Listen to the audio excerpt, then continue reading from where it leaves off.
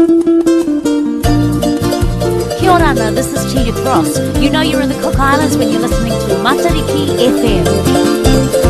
E te o tāki roto te atianga ko te Pittbull e te Don Mareiringa no tā rāo tuanga tutua tika I roto te popongi o popongi aka I. At this time, folks, it's the Pittbull and the Don Mareiringa for some straight talking this morning. Kia ora na bonjour, good morning to you, George. Yes, good morning. At least it wasn't raining this morning. Yeah, yeah. Nice day. I see you've spruced yourself up, you had a haircut, yes, and ready to go. You're travelling faster on the bike. Yes, had a hair trim up and had the garlic, had the ginger. Okay. Had the turmeric this morning. Right. Okay. All ready to go. So you're all gassed up. Yes. Brush my teeth with coconut oil from Moke. Brush your teeth with coconut oil. Yeah, That's I read a new about one. it. That brush your teeth with coconut oil. Are you serious? Yes. Isn't it oily? Yeah, a little bit. A little bit. So how do you rinse your mouth out of that with what? You don't? Just brush my teeth and... So you'll be smelling like a coconut today. Yes. Okay. From Moke. From Moke. A Moke and coconut. That's right. Yeah.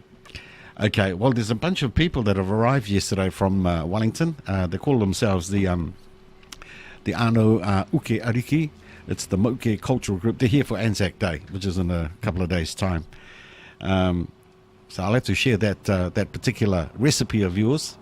If they run out of toothpaste, use the coconut oil. Yeah. Okay. Joseph, I had some revelations in the last 24 hours. So I'm going to show some of these to you, and it might be a bit of surprise to you.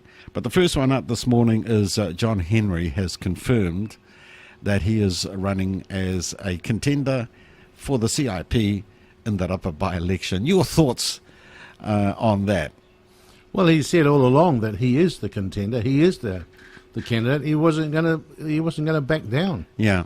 But I hear most of his committee have rallied behind Albert Nicholas. Okay, let's get it right. Half of them have gone.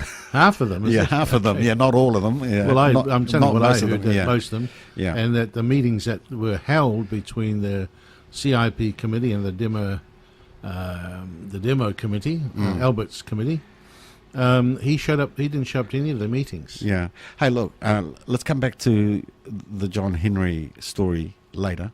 But I'm looking at this Rangiura in the dark for 21 years in the Herald. Do you want to shed some light on that? Yeah, it's the street doesn't have a name. It's called, I think, Rangiura Road. Yeah. There's no signpost there, but there's 35 homes up there, William. And for all the years that Auntie Ma'u has been the Member of Parliament for Nico, Panama, there's not one street light been installed there. And they've made many requests, verbal requests. She goes and tells them, put it in writing. They make written requests. And not one street light has been installed in that time. And over that time, she has collected nearly $170,000 of constituency funding. Okay. And not one street light has been put in there. There's 35 homes. There's 1.2 kilometres of road at least from the main road, because there's a whole lot of branches off that road. Right. And for a long time. And I understand that when people heard that Mac Mokoro had been selected as the candidate for the Cook Islands Party in the next election. For Nico. Yeah. He was asked, hey, you're going to put some street lights in for us? And so he did a bit of scoping it himself and went up and down that road in different, when it was raining, when it was during the night to see what it was like. And I understand that to his amazement, he couldn't understand why no street light had been put in there. Okay. Well, obviously you've spoken with Mac Mokoro. How long did it take him to put this process together to have these lights installed up there? Well, I heard about through the grapevine, through sources, that there was going to be some street lights put in there. Yeah. I contacted him. I said, oh, were you the instigator of this? Because someone mentioned his name to me. And he said, well, all he did was, he thought to himself, well, why wait till I'm the elected Member of Parliament for Nico? because he discovered that through people at Te Ponga, it's a matter of putting a proposal together, which he did, and then he took it to Albert Nicholas and asked him if he could take that to Cabinet. This is the normal process. Yeah. You know, it filters through to Cabinet. Cabinet looked at it, and obviously they agreed. And then I understand that when I talked to folk at my contacts at Te Ponga, they were up there doing the, preparing for the street lights. I was told something like 10 existing poles will get lights. Yeah. They were looking at, and then there was something like 5 poles need to be put in, plus the wiring, Right. to those poles. So, cost of a pole, a light now is between 600 and 700 to install, and the cost of putting a new pole in, plus running the wires and the lights, is something around $2,500 to $3,000, depending on the circumstances around installing the poles. But I'm also told that, I used to be the chairman of Te Ponga, I know how the system works. Yeah. But this is all part of Te Ponga's social responsibility. But if they don't get a request, normally from, you can go, I think you can go directly to Te Ponga. And if you do that, you most likely be asked to pay. It's like a user pay. Yeah. So can you put a light here by a pole near my house? They say, it'll cost you this amount, and you pay. Auntie Ma'u had close to 170,000 over the years she's been in Parliament. Right. She got it paid. From the time she started, it's probably only $150 to put in.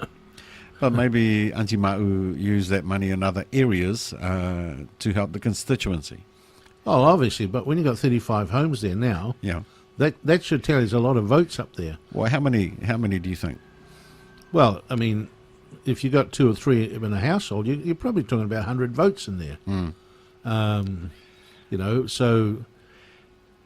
I don't know how come she's overlooked this. And some folk have told me, as I've inquired with different people that live in that road, that, there have been times she's been quite, offhanded, that, she growls at them. There's other more important things to do than your street light. Yeah. And folk have just, their patience has run out. Okay. Well, looking at the story, it looks like a preliminary campaigning event, really, for Mac Mokoro. But also on the other side of the coin, it looks like can I say gentle nudge on Auntie Ma'u to step down. Well, Auntie Ma'u's been there 21 years, William. Yeah. And she's, 73, around that age. She's had a good innings. Right. She's been a Deputy Prime Minister. She's been a Cabinet Minister. She's had a Queen's Award. She's had, in some ways, quite a distinguished career. And sometimes people, they hang on, and they end up being hurt. Yeah. They end up being felt rejected because they don't know the time to quit.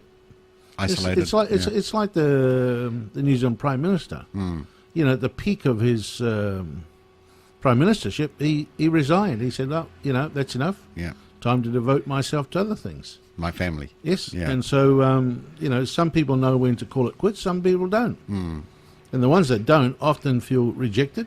They get hurt, they get angry. And, politics is not forever. It's Yeah. Eventually You're not wrong there. eventually you have to give up your seat or you lose power. Yeah. That's the nature of politics. But it's like Max said to me, I said, well, what's all this about? He said, well, I thought to myself, doesn't seem like a complicated issue, and why should I wait? Yeah. So, he took his chances, prepared a proposal. Don't forget, Auntie Marta was a cabinet minister. People have taken stuff to her as a cabinet minister.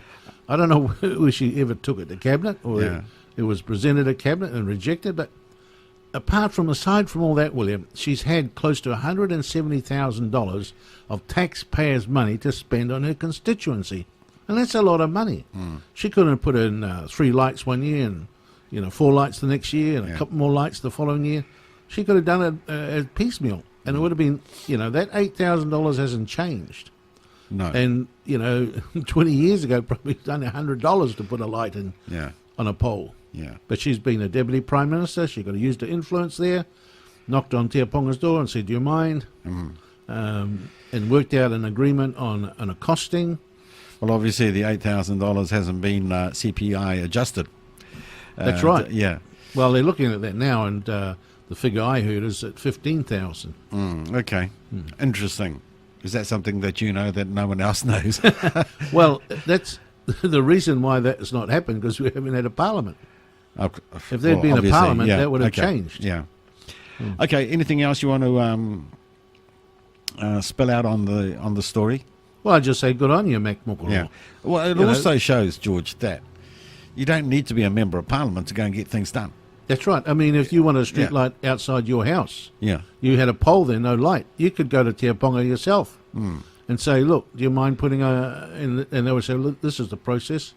They've either got forms to fill out, or you talk to somebody, Yeah. and you make an application for a street light." There's some hope for Tina Brown. isn't You there? know, it's not a case whether you're in power or out of power. Yeah. George Maggie has just had 22 street lights put in Tupapa here. Yeah. He's kept very quiet about it. Yeah. But he's had, 87, the figure I got, street lights put in since he's been in Yeah. a member of parliament for Tupapa. Okay. And he hasn't been a member for very long. Yeah. And yeah. just as much time he's been in government, he's been out of government. Yeah. And I heard he also had some roads done. I think about 7 recently. Yeah. Oh, yeah, he's getting Yeah. street lights put in all the time. He knows the process. And, people, it's normally people come to the member of parliament and say, "Look, could you help get some street lights in?" Little do they know, they could probably go and do it themselves and just pay for it, Yeah. for the one that they want close to their home. Yeah. Yeah. Okay. All right. Well, that's interesting. Let's see how Auntie Ma'u swallows this one when she gets back. Well, you can't take people for granted. Yeah. It's one person I talked to said, "Oh, Shani, is friendly to us when she wants our vote at election time." So, Okay. and some really staunch Democratic Party supporters there Yeah. have vowed that if these lights go in, they're going to give their vote to Mac Mokoro just this once. Right. And I understand there's going to be a grand opening. Uh-huh. Well, that's what I've heard. That Who's going to turn it on? Who said that Auntie Ma'u's not even going to get an invite, Okay. and Mac Mokoro is going to get the pleasure of turning the switch on and all the lights come up. Okay. There are people up there that have said that they don't feel safe at night. Yeah. They worry about their children at night. Uh-huh. Even when it's slightly just turning dark, they're coming home from sports or some other activities, and it's just pitch black. Okay. Even one adult up there, a male, said, "Oh, I feel I'm not going to get raped now." They were joking. He said, I can walk up there knowing I'm not going to get raped. Trust you, George, to talk to people like that. Yeah, well, that's what they told me. I Yeah. said, "Oh, lights, yes." The street is pretty excited about it all. Yeah. Okay. All right, let's get into some other current issues. Okay, so let's come back to John Henry and the Rapa by-election, and I guess the battle between himself and the Central Committee of the Cook Islands Party. What do you think is going to happen? Well, obviously he's got some pull, or feels he's got some pull. Yeah. And, I guess, this family will rally around him. Uh-huh. He said all along that I'm the candidate for the Cook Islands Party. Yeah. And the odd time that I've spoken to him to try and get a story about his future, because you hear the stories and the rumblings going on. Yeah. And so I'd heard that his committee had virtually abandoned him. But obviously there are some that are going to stick by him. Yeah. And it'll all be very interesting. Could be a 3-horse race.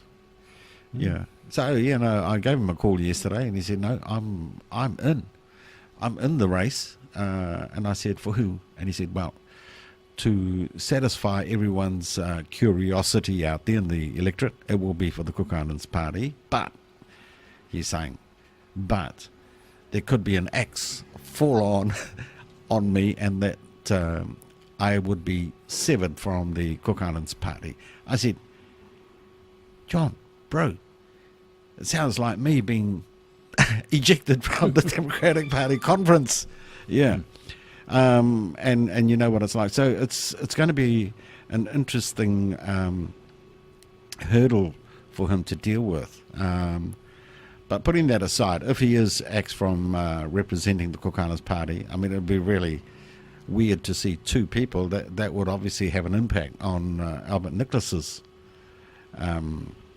campaign. What do you think? Well, this very thing happened to Albert's father, Pittbull.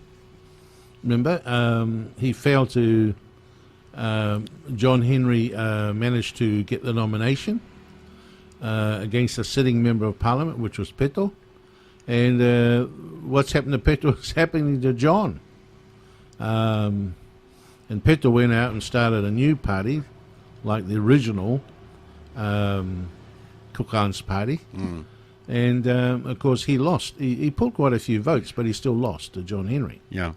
But that was, I think, a two-horse race. Mm. But if, we haven't heard from One Cook Islands, because I understand that the Democratic Party candidate, Rongo, is standing under the Democratic Party banner. Yeah. With no affiliation or association with One Cook Islands. Absolutely. Yeah. Mm. The understanding was that they would have joint. Yeah. Well, let's come to that later. Let's stick here with the issue and with John Henry and Arapati.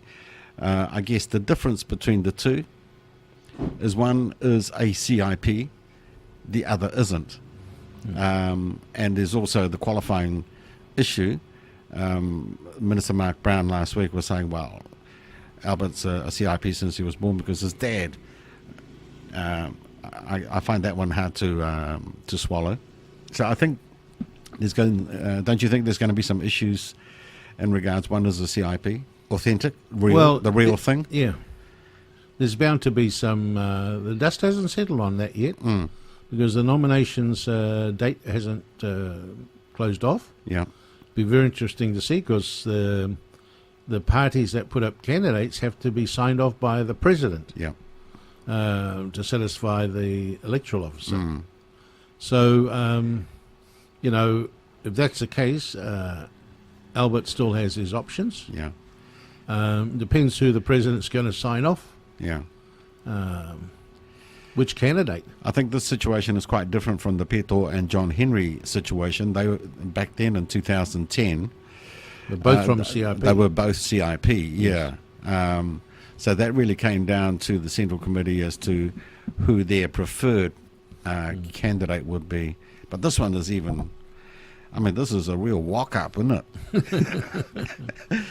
Yeah. Okay, well, there's that one then. Okay, let's move on to Tēnā Rongo. And clearly the Democratic Party are running this particular campaign alone and not jointly with OCI. What have you been hearing? Well, I mean, I thought they had some sort of arrangement or some sort of agreement in their partnership that they would support each other to make sure they got the best candidate to stand. Mm. And where the demos felt that it was, I guess, an existing seat or a strong candidate, then the One Cook Islands would come behind them and support them. Mm. So obviously there's differences of opinion here, as what the public has been led to believe. Yeah. That this partnership was solid. We've saw it many times in the paper. The partnership is solid. We're going forward together. We're united. And obviously they're not.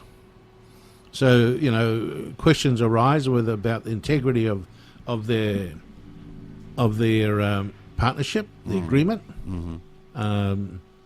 It's basically the caucus that decide things, and then obviously the members right across the Democratic Party are saying, no, we want to field our own candidates where and wherever, regardless of any arrangement that's been made. Mm. And of course Tupapa has led that charge for a while, even saying that George Maggie can make an application to be the Democratic Party candidate. Yeah.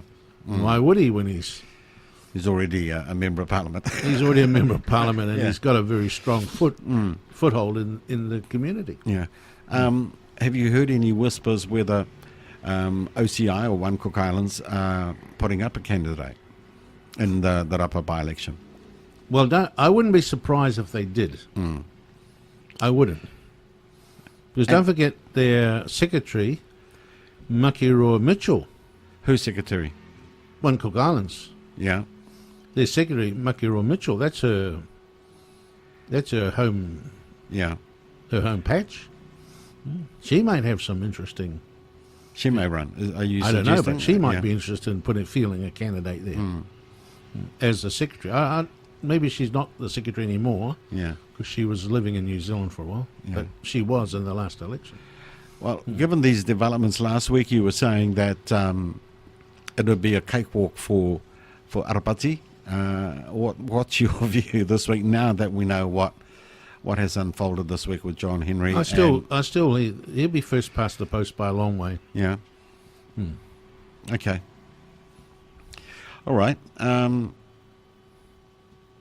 Now, earlier in the week with Tony Hakoro, you made some reference to Taina and what you thought, your views in terms of the studies that he did. Do you want to elaborate on that? I just think he's wasting his time getting into politics. I really do. I heard him yesterday, and he said he thought he was wasting his time giving advice to the current government, which they did not take up. Your thoughts on that? Well, it's up to the government to take the advice they're given. You know, we get consultants come here from overseas. They spend thousands and thousands of dollars paying for consultants, and they don't take their advice. Yeah. Well, I mean, isn't the reason why you ask for advice is that you're wanting to make sure you're doing the right thing?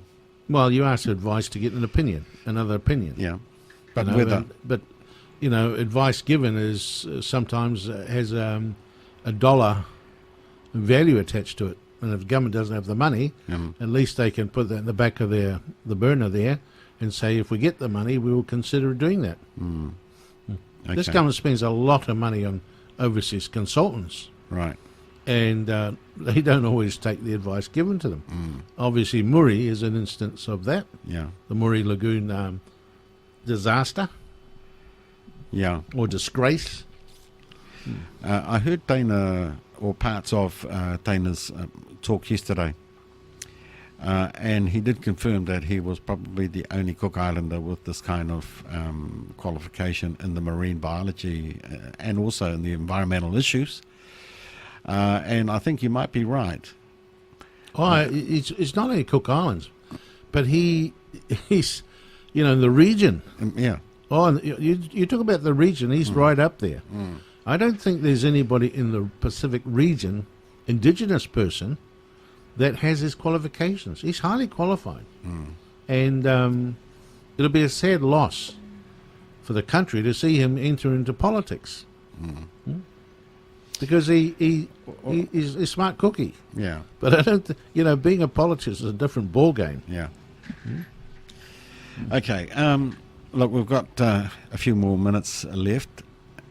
Rose Brown. Now, I had a chat with the Clerk of Parliament yesterday, and he confirmed to me that the member for Te Inui Mapumai, Rose Brown, has not resigned, and this was late yesterday afternoon.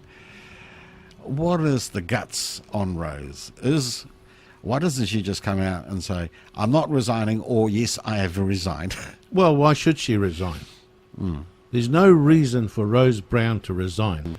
It will not make 1 ounce of difference to the numbers in Parliament. If she resigned and won a seat, and Albert Nicholas has resigned and won a seat, and they're not going to make any difference. Yeah. We all know that the Democratic Party scumbags, the minority of them, they want to get in charge of the opposition leader's office because it has a budget of $204,000. And why should she resign? That does not belong to the Democratic Party. She really put her neck on the line to move to the opposition. There was no promise of cabinet postings like Albert got. Right. So she took a very high risk for a political career. And, she got respected for it. They grabbed her. They used her. And now they want to check her out. Hey, who's she going to stand for in the next election? Her husband is confirmed as Democratic Party candidate in Archu. This is a good tag team for Archu. But if she was to ask me for my advice, I would tell her don't resign. Yeah. Because people are saying she should do the right thing. Well, she moved from the CIP to the demos to give them the support. Wasn't that the right thing? Now they're saying because all our court cases failed, she should do the right thing and resign and give us the number. Now, why don't they just put pressure on the government about Mona Ioane's case? There's no pressure coming on government from the demos. They're putting pressure on their own people, which is nonsensical, which is stupid. This is why I say to people, don't ever waste your vote on any Democratic Party in the next elections, unless there are significant changes and come up with some intelligent strategies and tactics to win the government. But they're not. They're still squabbling. With Tina being the president, the leader of the party, that's not going to make any difference. She will become frustrated. She'll become annoyed. And she'll start to wonder, what on earth am I doing here? Yeah. We don't hear anything about her vision yet for the party, for the country. And that's because they don't have one. We all know, William, the Bible says, without a vision, the people perish. And that's why the Democratic Party are perishing. They don't have a vision. They're squabbling. They're divided. The factions there are becoming exposed. And so all their dirty laundry is going to be hung up for everyone to see.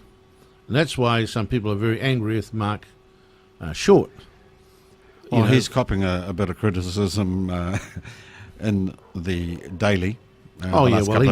He should just zip up and say, well, I've said my speech, that's it. Whether you like it or not, that's up to you. Because he made some very good, valid points. And Cook Island News, in the first instant, published it out of context. They sort of summarised it and, highlighted the negative things. I understand you rang them last week and passed on some comments. I rang them because Cameron Scott doesn't speak to me anymore. Yeah. So I rang them, the lady in the office, could you please give them a message? The message is, make your mind up. Get your reporting accurate. Too much fake news. The heading says Brown is the leader of the party. Then he says she's been elected as the president of the party. Cameron Scott's lived here for more than 10 years and he still doesn't understand the political landscape of the country. He should stick to animal stories because that's the level of their competence, reporting on animal stories. Right. Anything else is high. Any political issues that they try to cover is inaccurate. And either they're making stuff up, trying to compete with the Herald. They should just specialise in animal stories and workshop stories and publishing stuff we've all read on the internet or seen on CNN or ABC or TVNZ News, Yeah. Well, finally this morning, George, the leader of the Democratic Party, is planning to call a gathering of the media. Your thoughts on that? What do you think is motivating that sort of thought?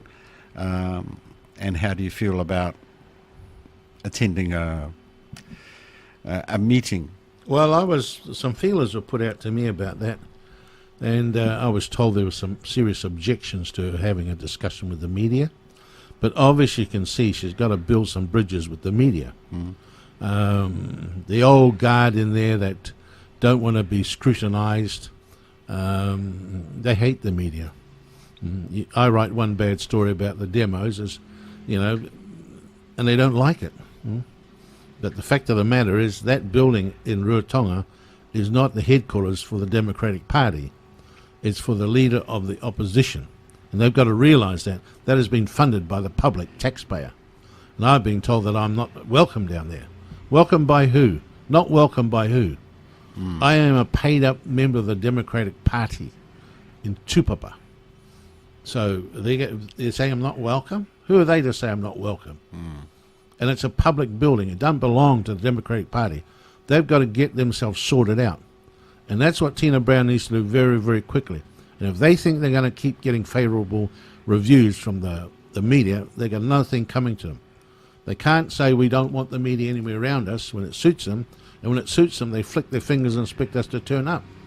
Well, let's see what happens. It depends what time the meeting is, depends what the meeting's about. And the media is sending them a very strong message. So you were saying there was some opposition to that line of thought. Her idea to have a sort of a meeting or conference with the media. Yeah. Do you know who by? No, didn't bother to ask. Was it caucus members or from? Well, all I know is that came up in a meeting because I was asked would I attend. I said, depend what's the meeting for. Yeah.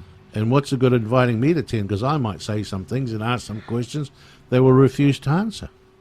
If they do that, if I do go and they don't want to answer my questions, I'll just hop up and walk away. What's the point? Okay. Well, George, we're out of time this morning. Thank you for your very straight talking this morning. Any final words? Well, the Democratic Party needed a real shake-up, and obviously the opportunity came at the conference. But there was no shake-up. They just, moved a few seats on the deck, Yeah. and the outcome is not going to be any better. It's only going to frustrate some of those that are existing members of Parliament, because here is their own party not thinking any one of them is capable, intelligent enough to lead the parliamentary wing of the opposition.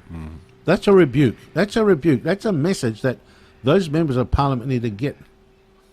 There are real serious issues, as Mark Short said, but no one's saying anything. It's all this silence, and even Norman George said the same thing. We've just sat there in silence. There are so many issues that they could be opposing government, exposing government, but no, they leave that to the media. And it's also because they don't have any intel out there to tell them what's actually going on. Intel. They wouldn't have the faintest idea what is happening in government. Yeah. They rely on the media. If you and I get to know about it, well, how come they don't know? Yeah.